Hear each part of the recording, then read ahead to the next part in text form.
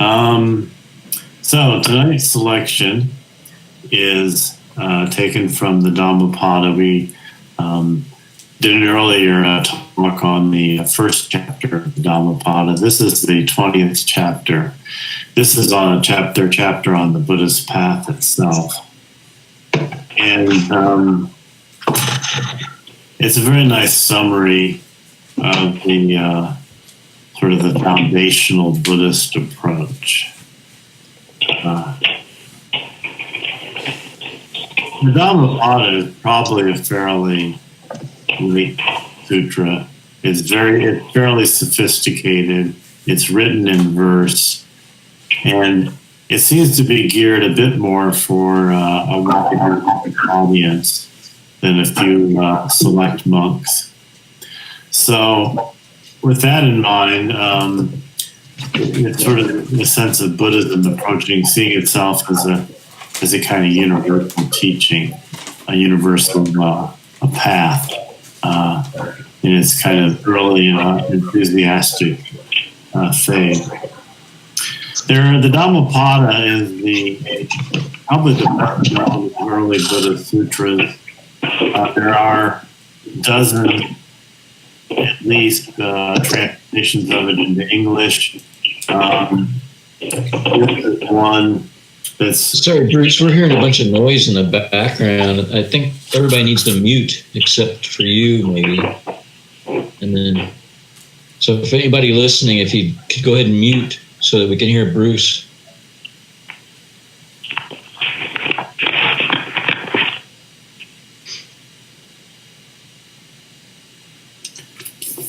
Suddenly it's much quieter. I'll hear a little bit of rustling now. Somebody hasn't muted yet. All right. So anyway, this is a version of the Dhammapada called by Narada. And this one has the commentary by Buddhaghosa, who is a 4th century Theravada common writer who wrote the Visuddhimagga, the Path of Purification, which we'll cover down the way. Buddhaghosa, Visuddhimagga, the Path of Purification, is the greatest of the Theravada lam rims or accounts of the whole Buddhist path. And then there's popular versions, like this is one done by a Theravada monk. And I used about 5 translations and also looked at the Pali and put together this version of it. So it's similar to the one that I shared with you before. This is one that I've retranslated, so to speak. So we will begin. The Dhammapada, Chapter 20, The Way. The best of paths is the Eightfold Path. The best of truths are the Four Noble Truths. Freedom from desire is the best of states. The best of beings is the all-seeing one. This is the only way. There is no other to purified vision. Follow this path, and you will bewilder Mara. Entering that path, you will make an end of suffering. Realizing how to remove the thorn of desire, I have taught you this path. You must exert yourselves. Buddha only point the way. The meditative ones who rest in jhana escape the bonds of Mara. All conditioned things are impermanent. When one realizes this truth, one turns away from suffering. This is the path of purification. All conditioned things are unsatisfactory. When one realizes this truth, one turns away from suffering. This is the path of purification. All dharmas are without self. When one realizes this truth, one turns away from suffering. This is the path of purification. The lazy one who does not strive, though young and strong, is lethargic and slothful with the mind of great thoughts. Such an indolent being never finds the road to wisdom. Be watchful in speech, well restrained in mind, and graceful in conduct. Purify these 3 karmic streams and realize the path proclaimed by the sages. Wisdom springs from meditation. Without meditation, wisdom wanes. Knowing what causes gain and what causes loss, conduct your affairs so wisdom may increase. Cut down the forest of desires, not just a tree here and there. The forest of desire is full of danger. Cut down the forest and the undergrowth, and be free. For as long as the slightest undergrowth of passion remains, so long will your mind be in bondage, like the young calf bound to its mother. Cast off the love of self with your own hands as if you would pluck a water lily.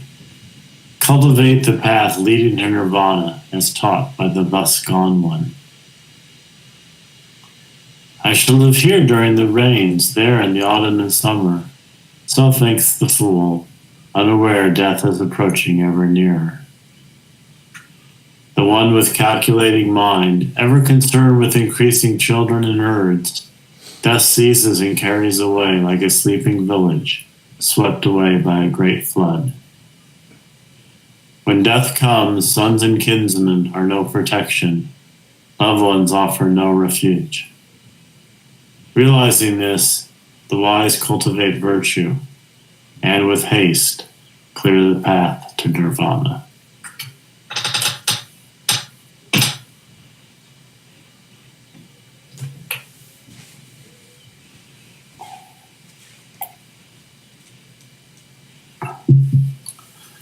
So a nice pithy statement of the Dharma.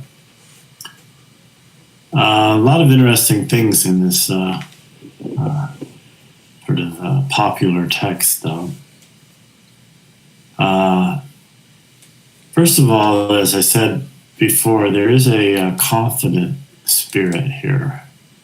As the Buddha is sort of speaking from the throne of Buddhahood, and this is kind of a confidence and enthusiasm in the practice of the Dharma.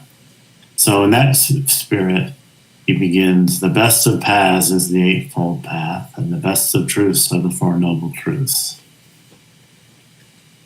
So that is always the foundation. But then he says, interestingly enough, freedom from desire is the best of states. Oh, excuse me.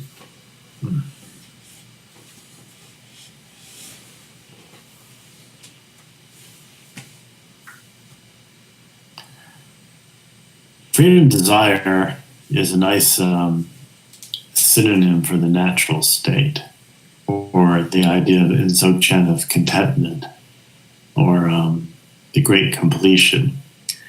That desire here is anything that takes us out of the present moment.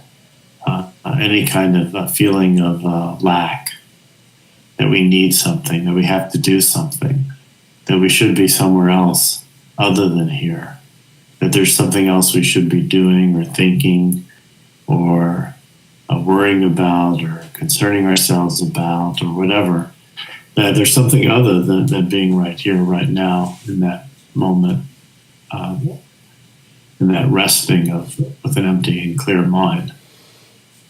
So that is why freedom from desire, that freedom from restlessness, contentment, that's the best of states. And the best of beings is the all-seeing one, and that is the Buddha, but it is also our Buddha nature when our mind is clear and present. So actually, the first stanza is the whole path, but he does continue. Having said that, he then tells us that this, and here we're talking about the natural state, that state that's free from desire. That is the only way. So it's the Buddhahood, it's the natural state, it's the primordial that is actually the one and only path and the source of all imagined and conceptualized paths, all articulated paths. And so the natural state is the only way. It is, in fact, everything. And without that, the only way to purify everything is through experiencing that sacred vision, which is also the natural state of things as they are in their sort of original purity. So in that path, the path of the present, and resting in the natural state, Mara will not find you there, because Mara only dwells within the world of thoughts and desires and restlessness and schemes and people wanting things. He's the purveyor. He's the one universal general store for fulfilling all desires. And when there are no desires, then Mara has nothing to do. The store has no business, and Mara is left with no customers, nothing to do. So that's the path of the sort of resting in the natural state. That's resting in our Buddhahood, our Buddha nature. That'll make an end of suffering, and realizing how to become free from desire, become free from restlessness, to actually settle into that state. That is the whole purpose of the Dharma instruction. But having said that, as we get to verse 276, the Buddha reminds us that we have to exert ourselves and that Buddhas only point the way. And you have to do the work yourself, and the meditative ones who rest in the jhana states, meditative absorptions, the completion of meditative awareness, only those people escape completely the bonds of worldly temptation and restlessness. Now, when we say the Buddhas only point the way, some people might look at this and have looked at this, in fact, and they say, well, Buddhism is a path of total self-effort. Where you have to, where everyone works out their own salvation, as opposed to, say, well-known religions where you have saviors. So it is a lot of times the naive Christian, which is almost all Christians, will say, well, our path is a path where everyone is saved, and your path is, by the grace of God through Christ, whereas your path is a path of extreme, salvation by work. So the more you work harder that you work, the more likely you are to be saved. Where in our path, the Christian path, everyone is saved by grace of God. And that would make sense if you believed in concepts and categories and distinctions of that sort, perhaps. But in reality, when we say that there's a path of self-effort, which is, say, Buddhism, and a path of other effort, which is, say, Christianity, then you get into this idea of what is self and what is other. And how can there be self-effort when there's no self at all? And how can there be an other if there's no self? So ultimately, what is the source of our inspiration, of our effort, of all our energies? Because without, it's the level of our energy and our awareness that dictates how much we're going to exert ourselves. And that source is coming from somewhere that we don't have a word for. It's not self. It's not other. You can't, it's nameless.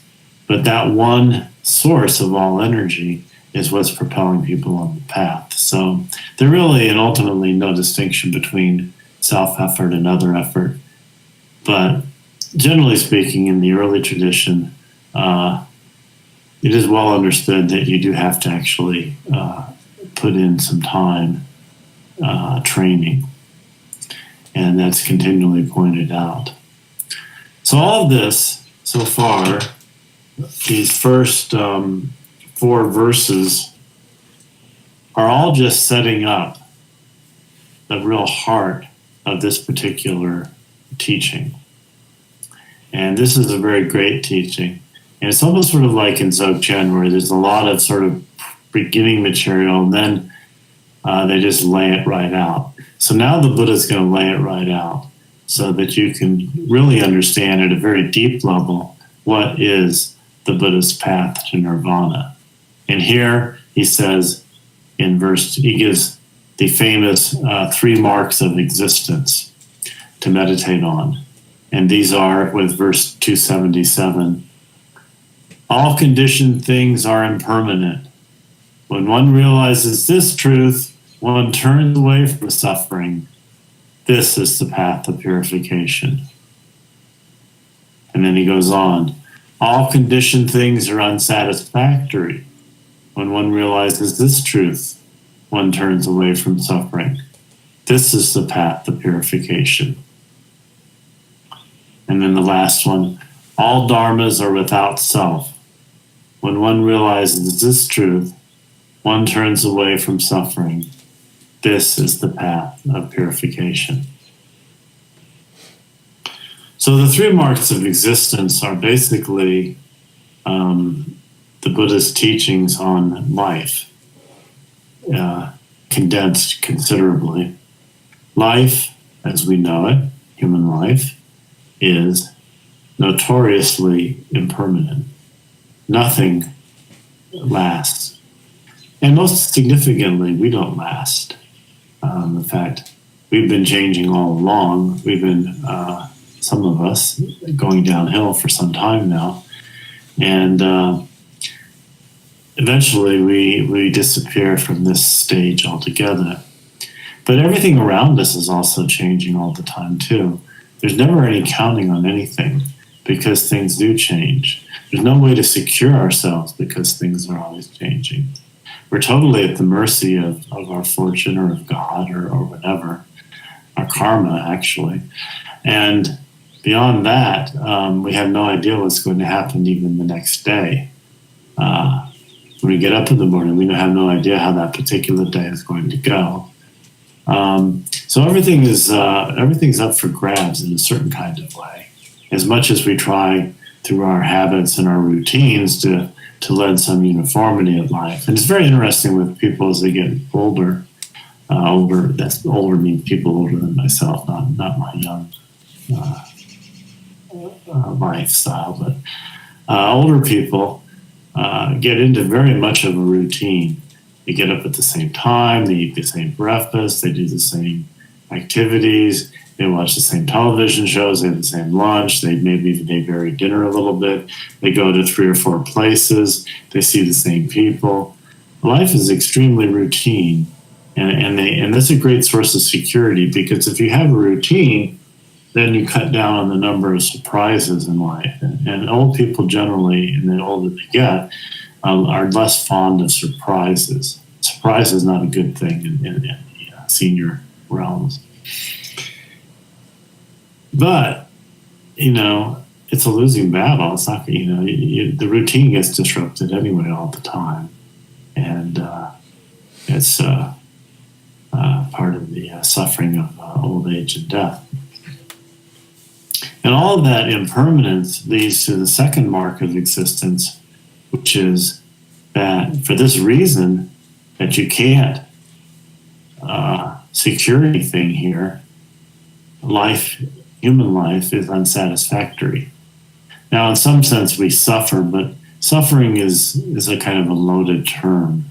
When we think of suffering, it also takes our mind big things in faraway places and political issues and such. But on a personal level, there's not, because we can't secure anything, nothing is totally satisfactory here. We can't have a perfect relationship. It's impossible. We can't have a perfect job. We can't have a perfect economic security. We can't live in the perfect place.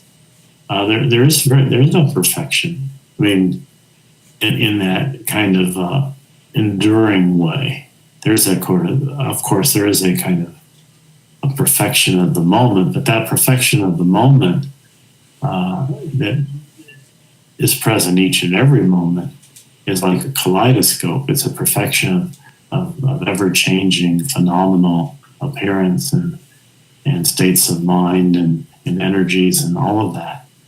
So that freedom, that perfection does exist, but the perfection of being able to secure a long-term good situation, that kind doesn't. And that's why continually we're disappointed and this is a cause of our unhappiness, that we can't do what we want to do, accomplish what we want to accomplish, be who we want to be, remember what we want to remember, forget what we want to forget, and so forth.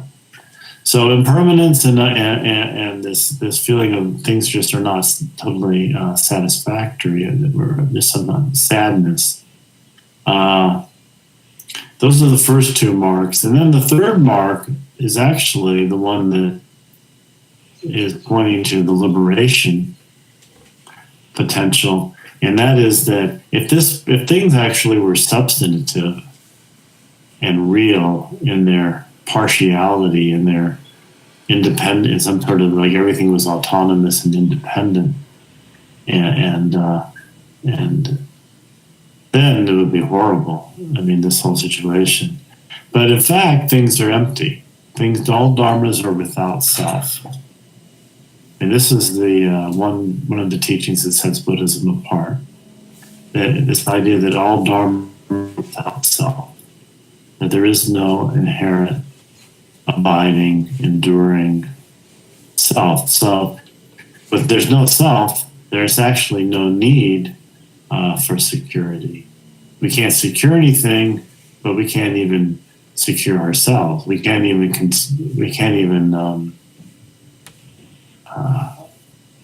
settle on a consistent identity, or when we look at who we are, what do we see? When we look for a self, for a kind of abiding person, there is no abiding person. There is just we're a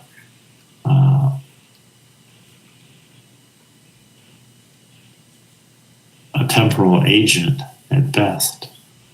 Now, the fact is that we do have a certain level of selfhood, a small selfhood in terms of a temporal agent. So when we say all dharmas are without self, we don't have the ultimate nature. There is no enduring substance. But on a temporary basis, we have this power of agency, that we are in charge of what we do next, that we take actions. We're the ones for whom all of these instructions are, in fact, being delivered. So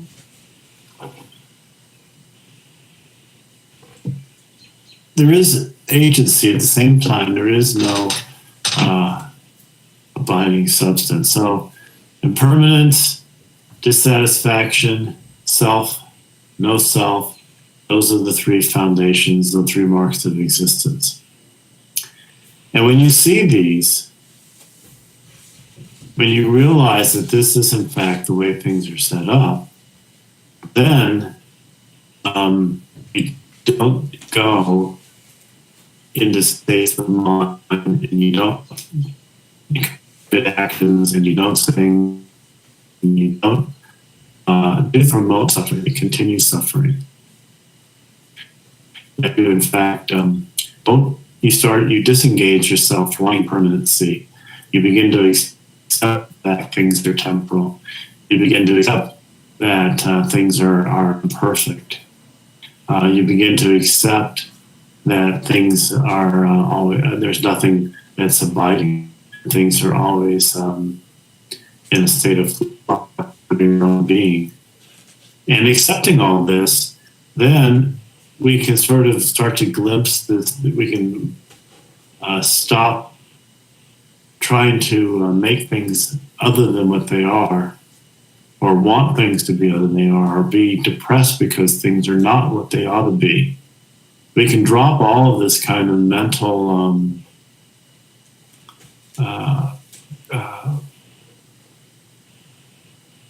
ruminating about our lives, because and just let it all go. By letting it all go, then we come into a natural state of awareness, a natural state of peace and calm and meditative presence, where we're just here and we're empty and everything is fine and we're alive and everything is good, and we can just be, and be in a way that we're not desiring to be somewhere else, and that freedom from desire, that's the turning away from suffering. And that accepting things as they are, ironically, as less than perfect, is the fact that perfection of things through that kind of perfection of the imperfect, the path of purification. So that's the central teaching here. Now he's going to go on and give some more moral exhortation in the following remaining verses. So in verse 280, rail against lazy people, because I guess people sit around all the time with great thoughts, which is something one associates with young people, and not actually doing anything about but just thinking a lot. That doesn't get you anywhere. That's verse 280. What gets you somewhere is restraining your speech, restraining your mind, that is to stay present, restraining your mind from drifting away, from not being present, from getting obsessed or absorbed, preoccupied. Being present of mind, not whoring our attention, so to speak. That restraint of speech, and also being graceful in conduct, behaving properly, behaving well. These are what purifies our karmic streams. So body, speech, and mind are purified, and that is essentially what the path is about, is the path of purification. So what is it? Being purified. Body's being purified through good actions and graceful conduct. Speech is being purified by avoiding wrongful speech and engaging in gentle, helpful, reconciling speech. And mind is being restrained by not wandering, but being present, and also being imbued with a spirit of loving kindness. So that purifies the karmic streams, and that realizes the Buddhist path, the path proclaimed by the sages. And then, in case we haven't got this quite yet, in verse 282, the Buddha tells us, wisdom springs from meditation. Without meditation, wisdom wanes. So there you have it. Knowing what causes the gain and what causes loss, conduct your affairs so wisdom may increase. Meditation is the practice, and that is everything else comes out of that practice of meditation. So get your life structured in such a way that you're able to meditate on a consistent basis. And then we get further moral advice here, advice on the path, really, for practitioners. that this is a path of some, again, energetic engagement. Cut down the forest of desires. Cut down all your restlessness, all of your lack, all of your feeling, your insufficiencies. Cut all of that down. Everything that takes you out of the present moment.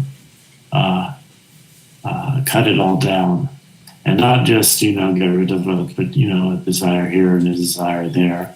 Or bounce around from desire to desire. So this week you're not eating meat, but you're eating ice cream all the time. And the next week you're doing something else, and the next week you're doing something else. That is no path. The path is to really totally be free of desire. And it's because every desire has a danger. It pulls you out of the present. It pulls you into potential karmic karma in such a way that liberation is obstructed. So cut down the forest, and not just the forest, the full-blown desires and preoccupations we have and bad habits, but also cut down the undergrowth, all of our tendencies and predispositions to unwholesome body, speech, and mind. And so get rid of it all by just emptying your mind, really, and then be free. And then he reminds us that it's for long, in 284, for as long as the slightest undergrowth of passion remains, as long as there's predispositions for passion, aggression, and ignorance, as long as there's desire, your mind will not be free. And you'll be just in a kind of infantile state. So in verse 285, we're told to cut off the love of self with your own hands. So it's not self per se, this is temporal agent, not as an enduring phenomenon, but just as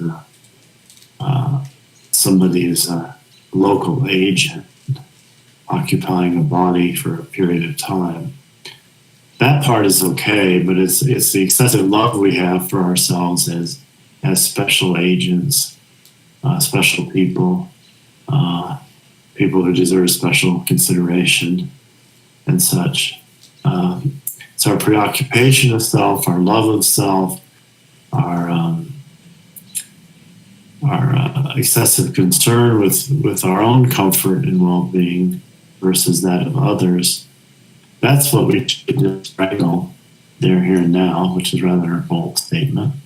Just like you'd pull a flower. So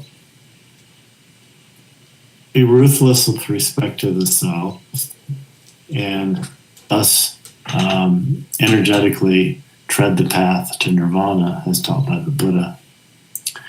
And just in case we have not been inspired so far, we get some verses at the end here on death to just get us in a nice mood for practice. So here we are plotting how we're going to live the next year and the year after that, and what we're going to do and what we're going to buy and so forth and so on, what we're going to do. Every day we get closer to death, and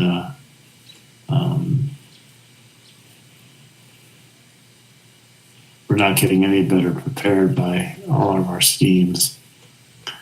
So the one who's just calculating how to make it work, thinking of gain and loss, trying to increase everything that they like to just sort of go full out there in accumulation. Some point stops suddenly with great surprise, just like a village swept away by a flood.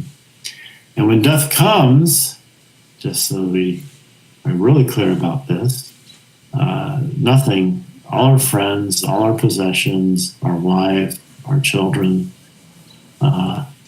everyone even no one can help us. And if anyone's been around dying people, old people, like, that's so true.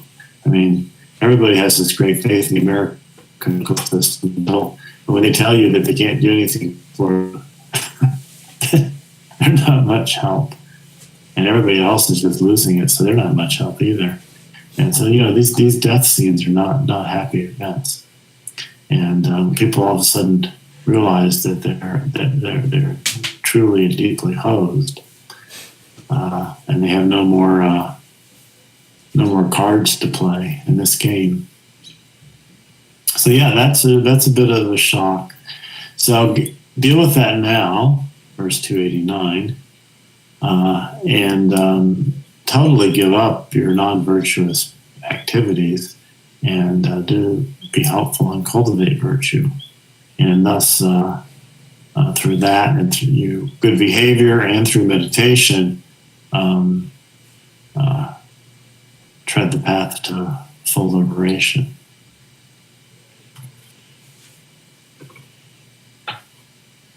So all in all, a great work by the writer here, summarizing the whole Buddhist path. So any thoughts?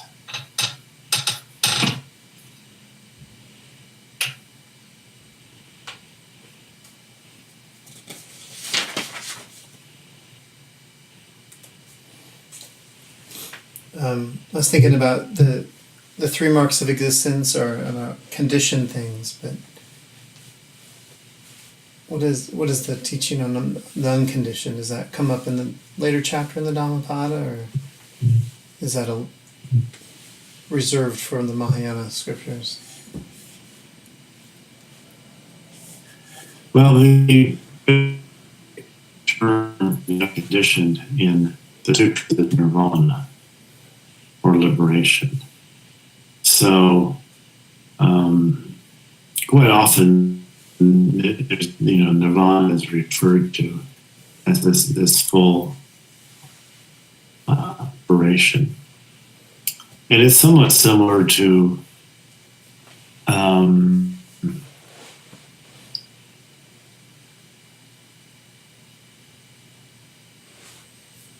we talk about in Dzogchen, where you can have a realization of the natural state. You can have an experience of the mind completely empty of thought and concept. And it's quite, when we have those sorts of experiences, and if you haven't had them before, it's startling, because the world stops. The mind stops, the world stops, and everything in one moment.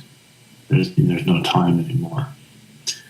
And that stopping the world, which is also like Satori and Zen, where there's a sudden illumination that you don't have to, there's no other place than here, and everything is here. That experience, that is what the Buddha experienced the night he was under the bo tree. And it's talk sort of it's enlightenment. Fact is enlightenment. That is awakening. You've had that experience, you're enlightened. You've woken up. Now the problem is that we wake up and we don't completely fall asleep again, but we get rather drowsy.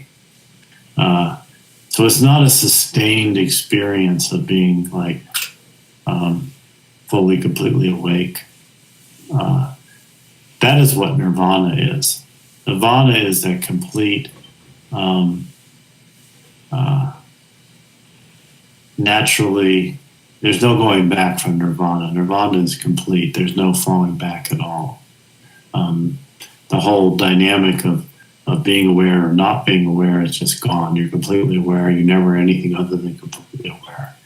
Now to what degree that makes you omniscient and omnipotent and such is open to speculation. But the idea of the unconditioned has those qualities. In fact, that nirvana, where you just sort of become one with the unconditioned in a complete way, more than just having a flash of it, that is the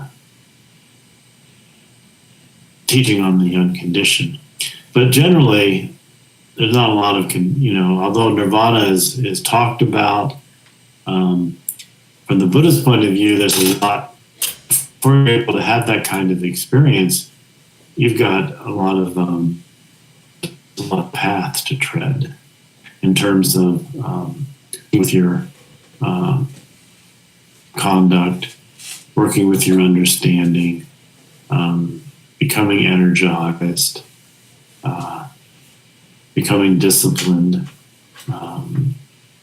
patient, being learning how to meditate, becoming a good meditator, being able to actually have meditative experiences such as the jhana states, and developing insight into the nature of reality in the way that he developed insight into the nature of reality.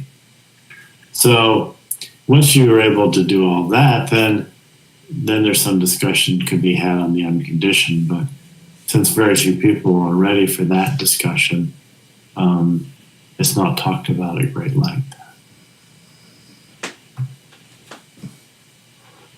Unlike Soken, where it's all they talk about. Hoping that some little bit of it will wash off on you, and it might stir something. But it's much more practical, I think. Soken, there's a little bit of like, well, and if you get it, fine. If you don't, well, so it goes. There's a bit of a laissez-faire approach to the Soken. Is that the self-secret part of it?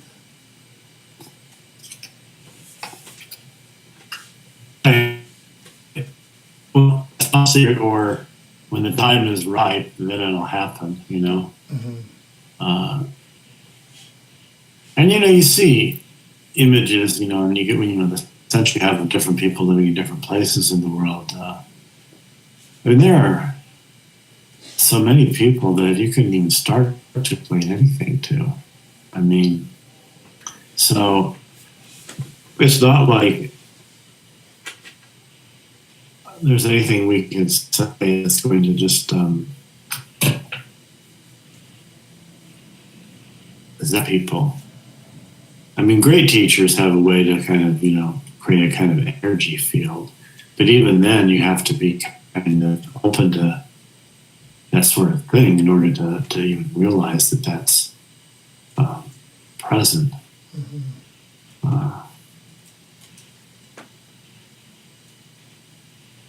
One person sees a holy man and the next person just sees a ragged beggar. It depends on where so you're kind of waiting, like, it's like you're in the ocean waiting for that life preserver to, stick your head up and get it through the life preserver. It's a very rare thing to be able to have the opportunity to even be given the foundational teachings, let alone just be told right out how it's all set up. So it's there's a reason why you want to start. The Buddha's approach has a lot going for it in terms of addressing all the issues of conduct and Shili Samadhi, good conduct, good meditation, and good insight.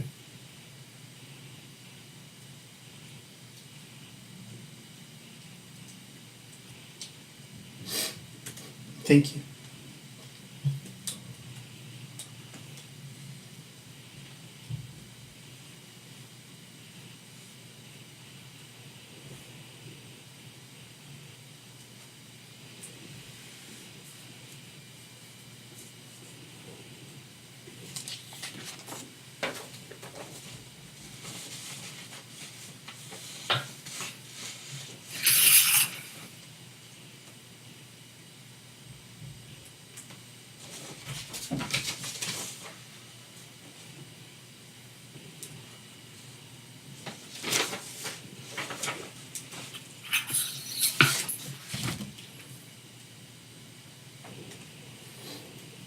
you also mentioned self effort versus other effort.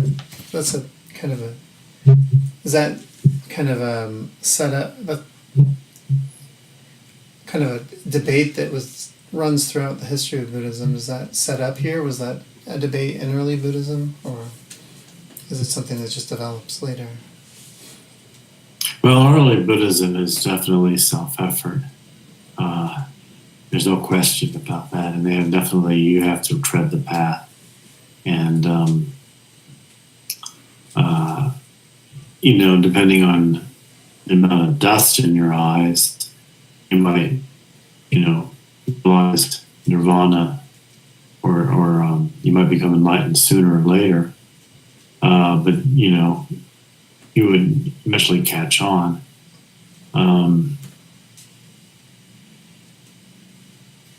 It's later on, much later on, about 1,000 years later, that this notion of a savior Buddha arises. And so you get savior Buddhas such as Avalokiteshvara, and eventually who becomes the prominent savior Buddha. And then later on, there Amitabha Buddha, eclipses a bit Avalokiteshvara, and he becomes the great Buddha who, because of his vows, before he became enlightened, he said, "Well, my enlightenment will be on these terms, that everybody who calls on me will be lifted into my pure land, and there they will have the opportunity, with the best of conditions, to work enlightenment. So just call on me, and in the Pure Land, you can, do all this training that is impossible to do here." And the idea then was that situation was no longer conducive to self-effort. That but people didn't have that ability anymore. People's capabilities, people's virtues, the whole nature of society had declined, and so there was really no longer any it was become almost pretentious to try and do it yourself, particularly when there was a Buddha who was offering easy salvation simply by sincerely calling on his name. And of course, the parallels between this and Christianity are quite obvious. Calling on the name. Now the name could be Christ. The name in Japan is Amitabha. So you got to be sure that if you're in the right country, you call them the right name. But other than that, that is called other power, that you're lifted up by the greatness of Amitabha Buddha, or the power of Christ through God.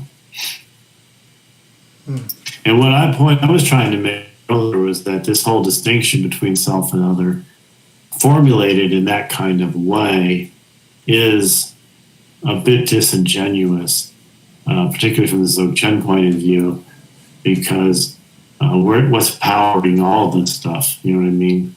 What's powering the self? What's powering the other? Where's the energy coming from? And again, if there's no self, then how could there be self-effort?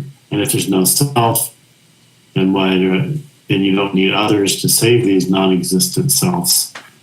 And so everything is, from the Dzogchen point of view, settled. It's primordially perfected. Everything has always been perfect.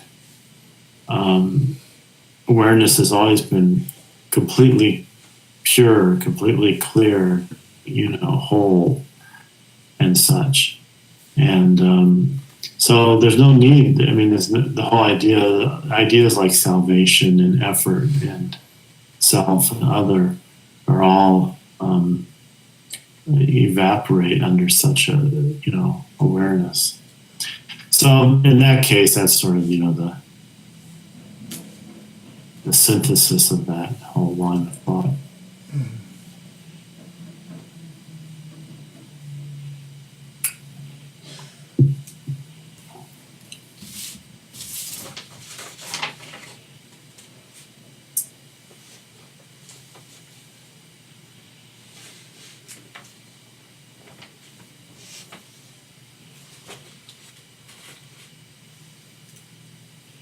said, I still am somewhat of a fan of other power.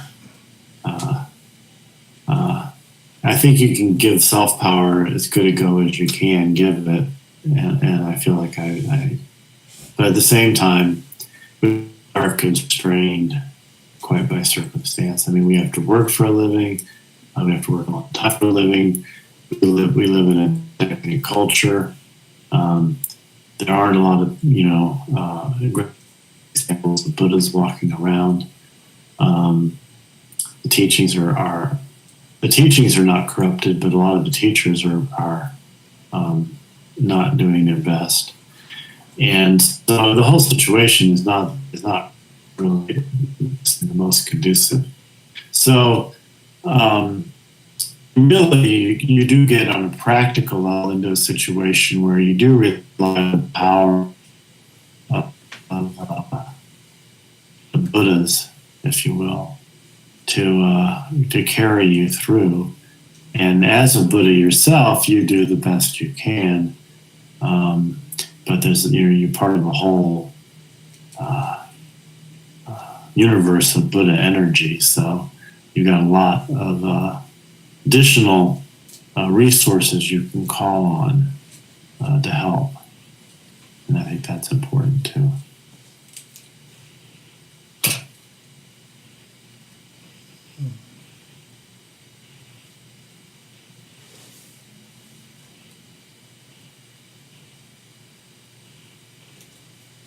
Well, we're getting near the end here. Anyone want to say something? All you people, everyone's sitting here in muted splendor, which is, I just see your images and not a sound.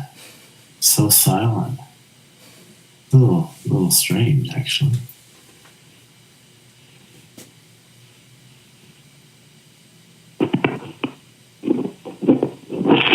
Can you hear me? This is Douglas. I just pulled the duct tape off my speaker.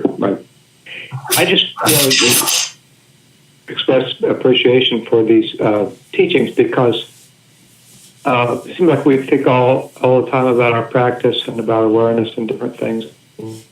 If you look at like the Eightfold Path or behavior or habits, and in my case, I think I sort of like, I checked all that off. It's like I had the 10 Commandments anyway, all the way through grade school and high school. So I think it's quite helpful to go back and think about how your life is patterned, your habits, and all this kind of thing.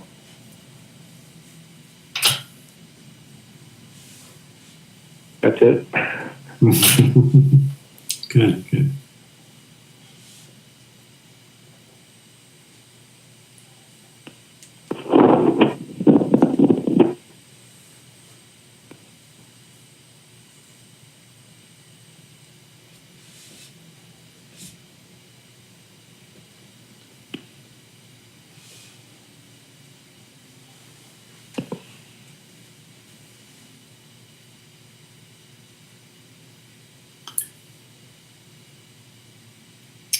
Well, we're getting close. I think we're going to have to I'm going to send you out, if I remember to do this, I'm going to send you out the exam list. We're going to add the 3 marks of existence to it. And if not next time, then very soon we need a midterm examination. So our exam, I think we talked about this before, is structured in such a way that there will be this list of topics that you'll be expected to know. You can have a sheet of them in front of you. You can have notes about them if you want as well, with an open book style, not to make it too difficult. But you should know these things. You should have them somewhat memorized. These various topics like the Eightfold Path and the Four Noble Truths and the 12 Nidanas and the 3 marks of existence and such. And be able to say a few pithy words about them, to show that you're understanding what we're talking about here. So we will do that in fairly near term. So behave yourselves and meditate on all these things, and we'll connect with Thank you, Bruce. by this merit, obtain omniscience. In the stormy way, old age, sickness, and death. from the ocean of samsara, may I free beings.